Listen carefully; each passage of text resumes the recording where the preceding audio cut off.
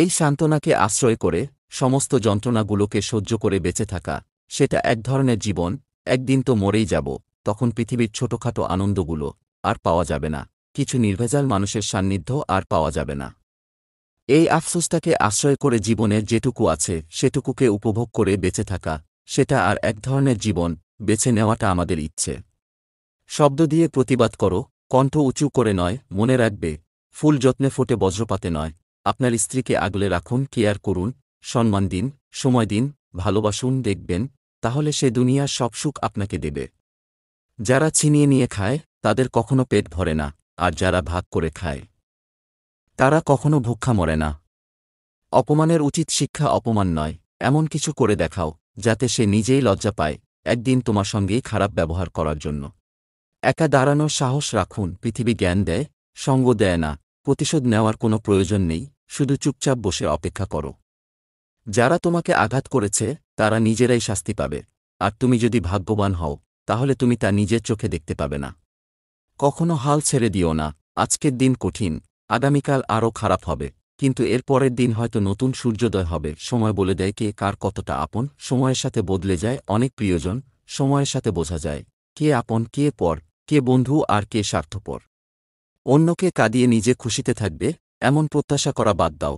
যে অন্যকে বিনা কারণে কাঁদায়, প্রকৃতি নিজ দায়িত্বে তাকে কাঁদায়। গোছানো মিথ্যার কাছে জোরালো সত্যিও দুর্বল হয়ে পড়ে।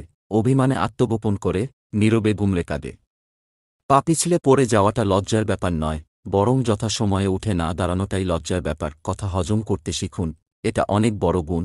এটা আপনাকে জীবনে জিততে সাহায্য করবে।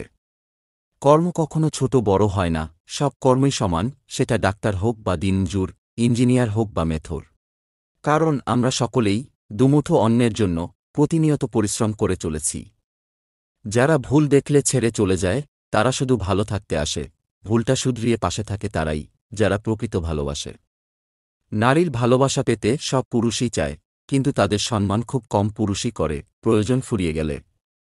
মানুষের কথা বলার ধরনটাও পাল্টে যায়। সুন্দরতা সস্তা, কিন্তু চরিত্র অনেক দামি।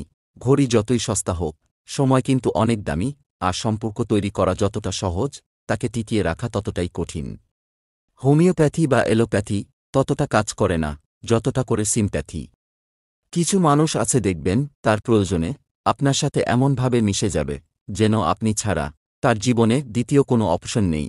কিন্তু প্রয়োজন যেদিন শেষ হবে সেদিন সেই মানুষটা আপনাকে এমনভাবে অচেনা করে দেবে যেন আপনার অস্তিত্বটাই তার জীবনে কখনো ছিল না। মানুষ দুটো ক্ষেত্রে অসহায়। এক, দুঃখ বিক্রি করতে পারে না, আর দুই, সুখকে কিনতে পারে না। অতীত শেখায়, বর্তমান কাঁদায়, আর ভবিষ্যৎ বেঁচে থাকার স্বপ্ন দেখায়। কোনো জিনিসের কদর মানুষ দুইবার করে, পাবার আগে আর হারাবার পরে। না আনন্দে আছি, না দুঃখে আছি, কেমন আছি সেটা আজ নিজের কাছেও অজানা। যদি মনের অনুভূতি ঠিক থাকে তাহলে সম্পর্কটা সারা জীবন টিকে থাকে। পৃথিবীতে সবথেকে প্রতারণামূলক কথা হল আমি তোমাকে ভালোবাসি।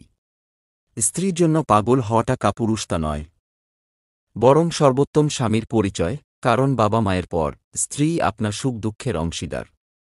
যত্ন করে কাঁদানোর জন্য আপন মানুষগুলোই যথেষ্ট। ছেলেদের সব স্বপ্নই পূর্ণ হয়, কিন্তু সেটা প্রিয় মানুষটা হারিয়ে যাওয়ার পর জীবনের সবচেয়ে বড় জয় হল এমন কিছু করে দেখানো যা সবাই ভেবেছিল তুমি তা কখনোই করতে পারবে না।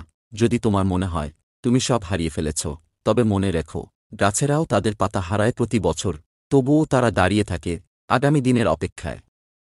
ধাক্কা দিয়ে ফেলে দেওয়ার মানুষের অভাব নেই, কিন্তু পড়ে যাওয়া মানুষের হাতটি ধরে টেনে তোলার মতো মানুষের বড় অভাব। আমাদের সবার দক্ষতা সমান নয় ঠিকই, তবে আমাদের সবার কাছেই সেই দক্ষতাকে আরও বাড়ানোর সমান সুযোগ রয়েছে। অপরিচিত কারো সঙ্গে কথা বলার সময় মার্জিত ভাষায় কথা বলো, কারণ তোমার কথা বলার ধরনই বলে দেবে তুমি কোনো পরিবার থেকে বেড়ে উঠেছ। আয়না যদি মানুষকে তার চেহারা না দেখিয়ে তার মনকে দেখাত, তাহলে মানুষ তার চেহারা সুন্দর না করে মন সুন্দর করার জন্য ব্যস্ত থাকত। যখন কোনো মানুষের কাছে তোমার দাম কমে যাবে, তখন দেখবে তার কথা বলার ধরনটাও বদলে যাবে। কুকুরের বাঁকা লেজ যেমন কোনো দিন সোজা করা যায় না, তেমনি কিছু মানুষের সাথে যতই ভালো ব্যবহার করো না কেন তাদের কাছে ভালো হওয়া যায় না। খারাপ সময় হলে আপন মানুষগুলো খোঁজ নেওয়া বন্ধ করে দেয়। পরিস্থিতি ধন্যবাদ তোমাকে, তুমি বুঝিয়ে দিয়েছ সব আপনজন আপন হয় না।